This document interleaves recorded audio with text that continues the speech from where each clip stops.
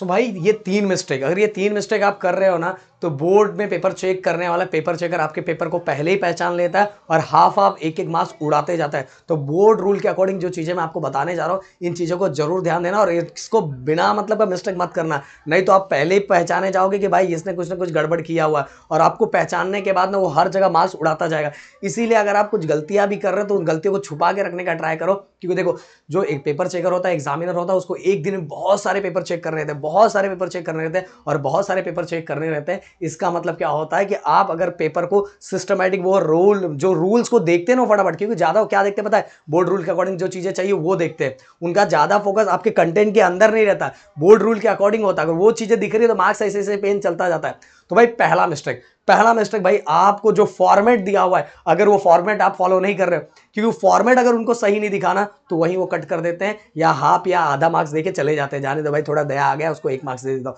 बस इतना ही देते भाई, अपने को दया की जरूरत नहीं, अपन हक से लेगा ओके।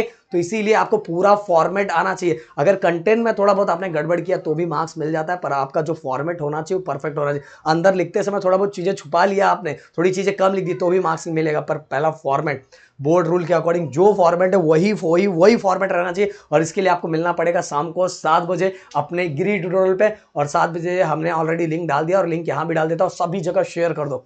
इसके बाद मैं बात करूंगा दूसरी चीज भाई, आप सभी को आपने बोर्ड रूल के बाद आप सभी को वर्ड लिमिट पता रहना चाहिए। और वर्ड लिमिट इतना बड़ा मैटर है कि बच्चों को अगर 100 से 120 लिखा रहता है ना तो बच्चों को क्या लगता है, होमवर्क सर पता है फेंकेगा दबा दबा के फेंकेगा, मैं 2 पेज लिखेगा, 2 पेज में मेरे को ज्यादा मार्क्स मिलेगा, ऐसा कुछ नहीं होता।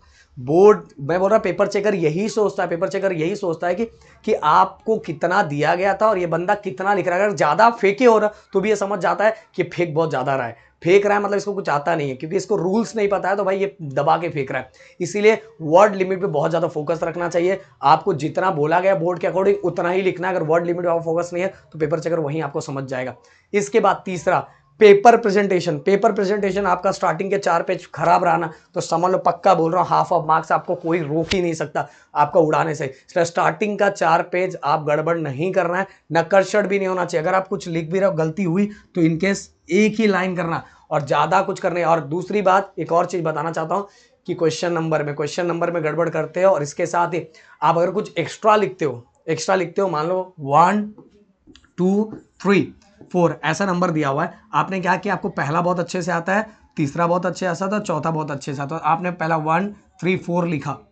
इसके बाद आपके दिमाग में, अरे नहीं मेरा तीसरा सही नहीं है, मैं दूसरा भी लिख देता हूं, क्योंकि दूसरा मेरे को अभी याद आ गया कि दूसरा मेरा सही है, तीसरा मेरे को गड़बड़ लग रहा है।